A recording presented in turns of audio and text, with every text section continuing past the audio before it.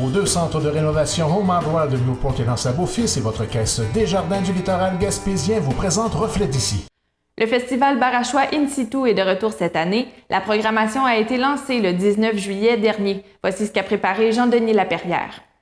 Après un premier succès en 2016, l'équipe du bureau satellite Vaste et Vague à Percé a présenté les activités de la Biennale Barachois In Situ qui se déroulera du 1er au 11 août prochain.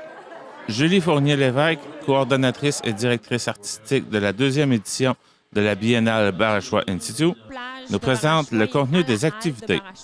On va avoir 8 artistes professionnels et une artiste de la relève, soit des arts actuels ou du milieu de la danse contemporaine, qui vont venir créer des pièces in situ sur la plage de comme je l'ai dit, sur la plage et à la halte, en fait.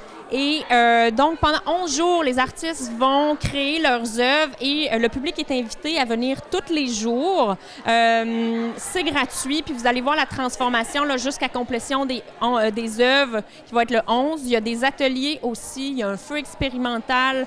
Les ateliers sont grand public, c'est aussi gratuit. Puis, dans les événements à ne pas manquer, évidemment, la dernière journée, la tournée commentée en présence des artistes, c'est vraiment excitant.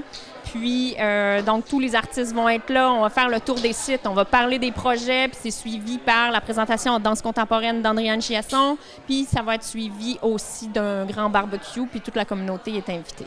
On a Andréane Chiasson qui va être, qui vient de Gaspé, qui est bien connue là, sur la pointe de Gaspé, qui va faire 2 ateliers en danse contemporaine. Donc, bienvenue aux non-initiés. Vous n'avez pas besoin de savoir danser. Elle est très bonne là, en enseignement. Elle va savoir vous guider en fait, dans son projet qui s'appelle Costume de plage.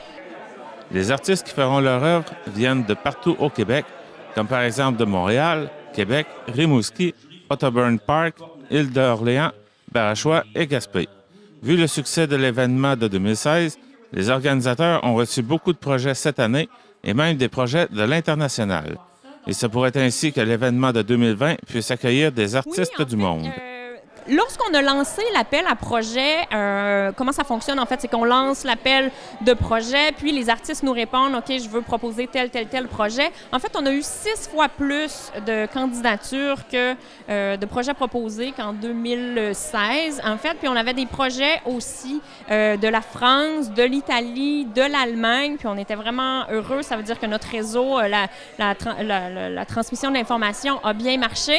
Puis on espère qu'en 2020, là, on travaille fort. C'est toujours une question de sous aussi, de faire venir des artistes de l'étranger, bien, ça coûte cher. Fait qu'on espère que pour 2020, parce que l'événement de 2020 est confirmé aussi, donc on espère qu'on va pouvoir avoir des représentants de l'international. Ça serait une belle portée là, pour notre événement.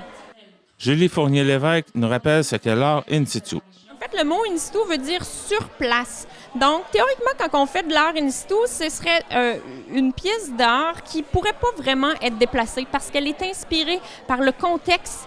Donc, est-ce que cette pièce-là est inspirée par la géographie, la géologie, l'histoire? Tout ce qui est là va former la pièce. En fait, ça fait que si on la mettait complètement dans un autre contexte, bien, elle perdrait un peu de son sens, là. En plus de ces activités, il y a l'exposition photographique Barachois In Situ, genre, art et histoire, qui sera présentée jusqu'au 2 septembre au 2e étage du magasin général Thomson de Barachois. L'idée, en fait, c'est un peu...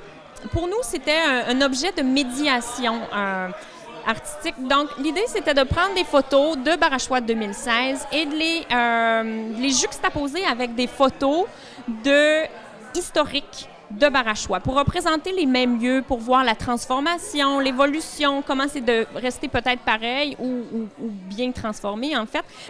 L'exposition est accessible gratuitement pendant les heures d'ouverture du magasin. Pour connaître les détails de la programmation, vous pouvez consulter le site internet vastevague.ca. C'était Jean-Denis Laperrière à Barachois.